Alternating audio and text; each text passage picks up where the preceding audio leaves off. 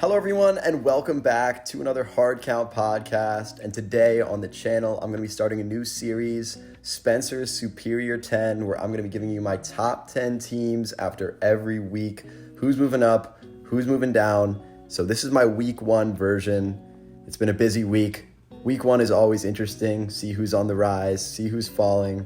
So without further ado, let's start at number 10. With the Jacksonville Jaguars, we're going to have a lot of AFC teams in this top 10, and the Jaguars are the first. They looked very solid. They pulled it out against the division opponent in the Colts, and they sneak in here. Trevor Lawrence, number 1 point for the Jaguars. He looked spectacular. He looked like one of the best quarterbacks in the NFL. He might have been the best quarterback this weekend, which is saying something because there was a lot of good performances. So this offense to me is just very exciting. Trevor Lawrence, again, looked great.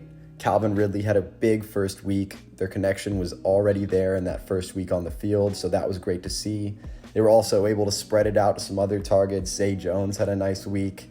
But the passing concepts were there. The passing offense was there. Trevor Lawrence was firing. That offense was looking great. The defense was hit or miss. They did allow Anthony Richardson to kind of get things moving in his first game. Tyson Campbell, though, was a big bright spot. He was one of the highest graded defensive players by PFF this week. I just think it's an overall very solid roster, very solid team. I think it's going to be one of the most fun teams to watch this season. Keep an eye on. Maybe they could be moving up in the next coming weeks if Trevor Lawrence continues to ball out. But I'm very curious to see what a young team like the Jaguars with Trevor Lawrence can do in the AFC, which, again, is stacked. So number 10, the Jaguars looked great in week 1. Moving to number 9, the Cleveland Browns, yet another AFC team. The Browns had one of the most impressive wins of week 1, absolutely tearing apart the Cincinnati Bengals, 24-3. And it was just really never close. And the most fascinating thing about the game to me was that the offense didn't really do anything special. I mean, Deshaun Watson, he was fine. And if you had told me that the Browns had blown out the Bengals in week 1, I would have told you, oh, well, Deshaun Watson, he's back. He had a fantastic game. But that was not even the case. He played decently. He was able to get the ball moving on the ground. He was able to spread it out to different guys. But he didn't do anything too special. The most notable thing from the Browns, well, one, their ability to get it moving on the ground. Nick Chubb had a great game, but also their defense. They held one of the most explosive offenses in the league in Cincinnati to 3 points.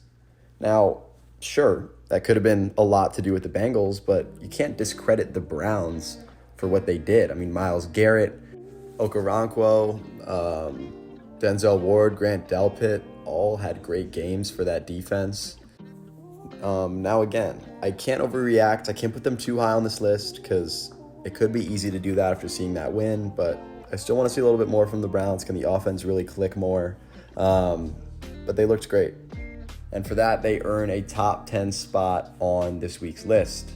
Now, moving to number 8, we've got the Miami Dolphins. And speaking of an offense that didn't look so explosive with the Browns, the Dolphins were the complete opposite. They look like one of the best offenses in the league in week 1.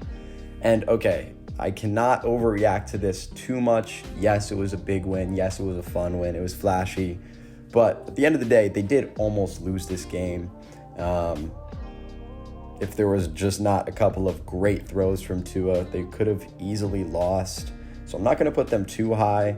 I think people tend to overreact to very good offensive performances and put teams higher than they should when the defense really didn't play well at all, and it's a team game. But with that being said, Tua was fantastic. I said Trevor Lawrence might have been the best quarterback in the week. If he wasn't, it very well could have been Tua. He was throwing dimes left and right. Tyreek Hill looked great. I think he's the best receiver in the league, and he showed it once again this week. So this offense was fantastic. I don't think anyone has any questions about it. 1 week Tyreek will be great. 1 week Jalen Waddle will be great, and that's just how it goes for the Dolphins. I was a little bit concerned coming into the season that Tua was not going to be as good as he was last year due to injury. We all saw he had multiple issues last year, but he's back. He looked great, and so I'm excited to see what this Dolphins offense can continue to do in a tough division.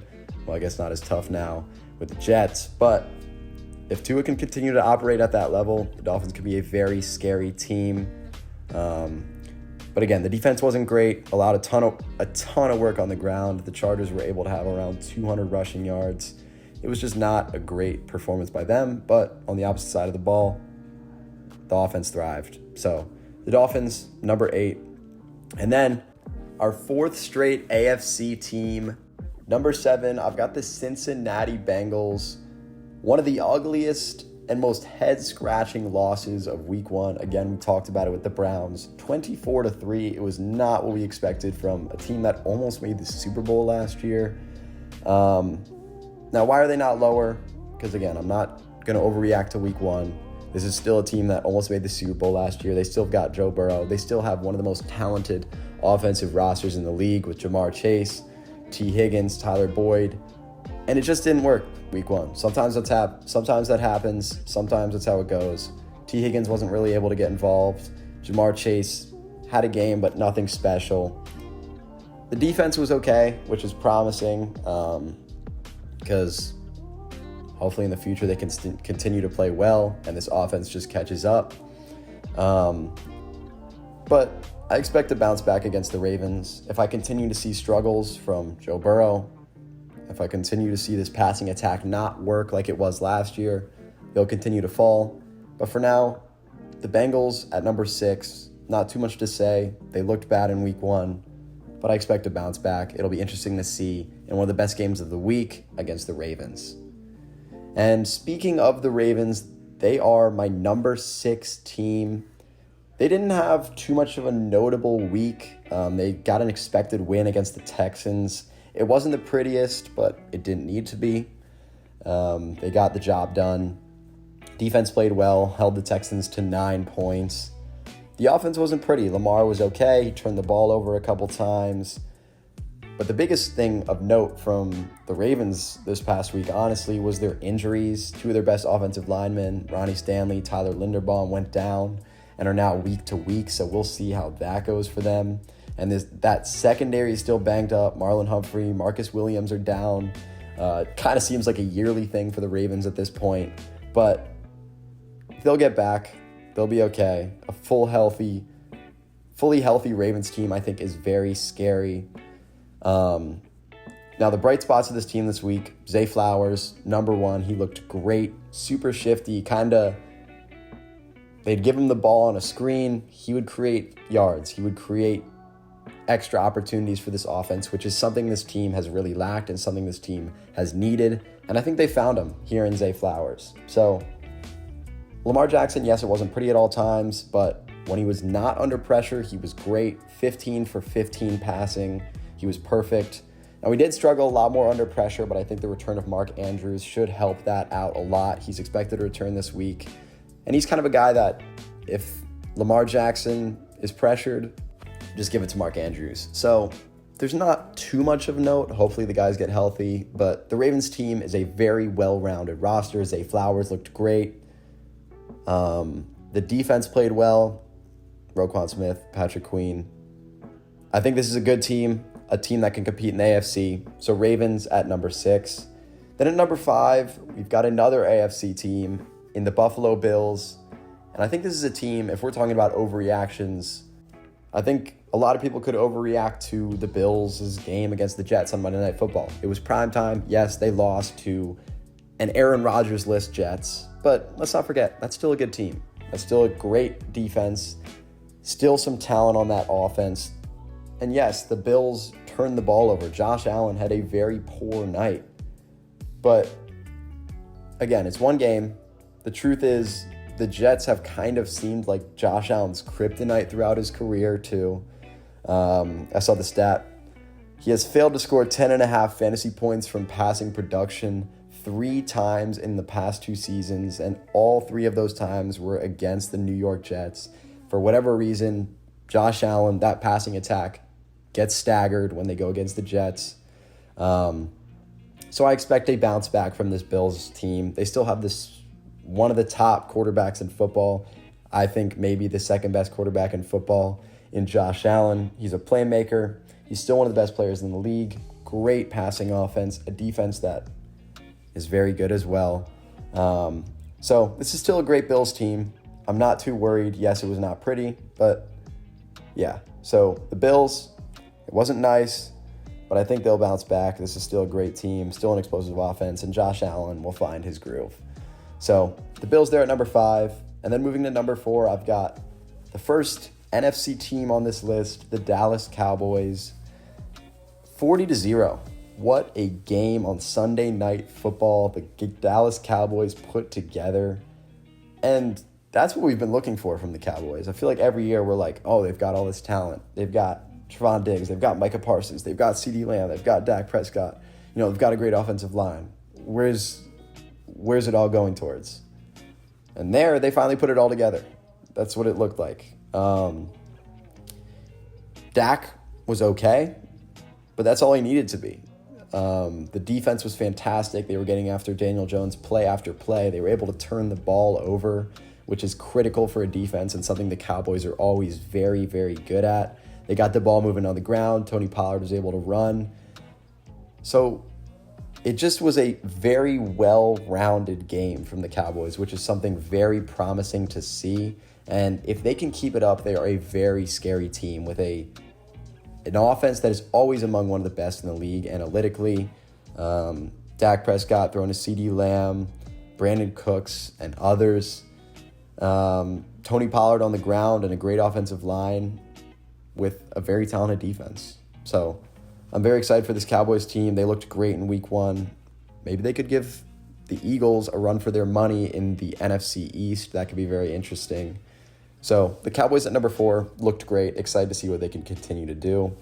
And then at number 3, we have the Chiefs. And I'm not going to lie, I considered keeping this team at number 1. I think there was very good reason to do so. It's the Chiefs. It's Patrick Mahomes. They have the best player on the planet, and I think the best player potentially to have ever played football. He, again, this is about not overreacting. The Lions beat the Chiefs, but are the Lions better? No. The receivers, obviously, this has been a big talking point, dropped a ton of passes that could have won the Chiefs the game easily, and that's just not sustainable. The Chiefs receivers will catch their balls. Travis Kelce will come back. Chris Jones will come back. This team will get back to normal. At the end of the day, it's Andy Reid, it's Patrick Mahomes, it's Travis Kelce. It'll be okay for the Chiefs. I don't really need to say much more than that. They're still one of the best teams in the league, and I think you can ask anyone. If you're picking anyone to win the Super Bowl, if you're looking towards the end of the season, the Chiefs are going to be involved. So the Chiefs are at number 3 for me. Not a great week 1, but it'll turn around at some point. Number 2, I've got the Philadelphia Eagles. And the Eagles are just top to bottom a fantastic team. A great offensive line, strong receivers, Devontae Smith, A.J. Brown.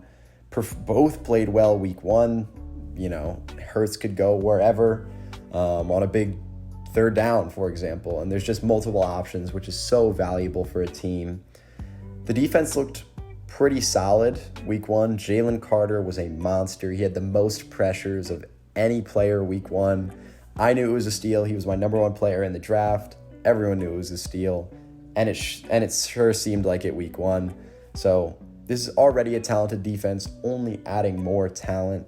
So this is a team where I just don't see much going wrong. Great offense. The weapons are there. Jalen Hurts hopefully continues to play at an elite level, and that defense has got a ton of talent on it as well. So the Eagles are here to stay. I would not be surprised if we saw them playing for another Super Bowl. They looked great, but they did not quite crack number 1, as my number 1 team this week is the San Francisco 49ers, who look like the best team in the NFL. Plain and simple, 30-7 win against the Pittsburgh Steelers, who the Steelers are a good team. They looked great in the preseason, good defense, well coached, and the 49ers just ran all over them in every way, on the road, no less. Their team stacked top to bottom. Brock Purdy is operating this offense under Kyle Shanahan, and he is operating it well. Brandon Ayuk was phenomenal week 1, looked like the clear-cut wide receiver 1. Deebo Samuel got involved too, and Christian McCaffrey played out of his mind. They were able to get the ball moving on the ground, no problem, against a good Steelers rushing defense. So it just all was clicking for the 49ers. Again, on the road against a good team who felt like they had a lot of energy coming into the season, and the 49ers just shut that all down, played the game they needed to play, and were firing on all cylinders. Their defense was getting to the quarterback. Their secondary was covering well. Every single unit was firing on that defense.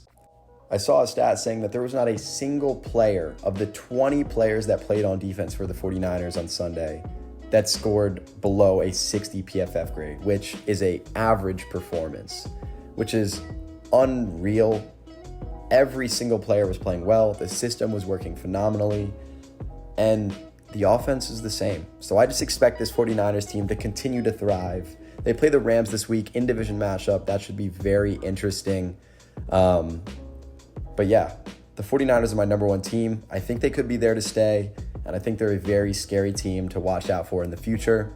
So yeah, there is my top 10 teams for week 1.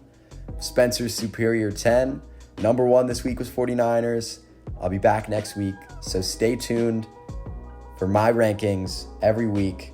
Excited for this week's games. A lot of big ones. A lot of things could shake up. So once again, thanks for watching. Until next time, peace.